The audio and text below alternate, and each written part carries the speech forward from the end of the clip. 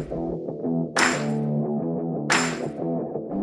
Canvanauts! Welcome to your first bodyweight workout routine at home.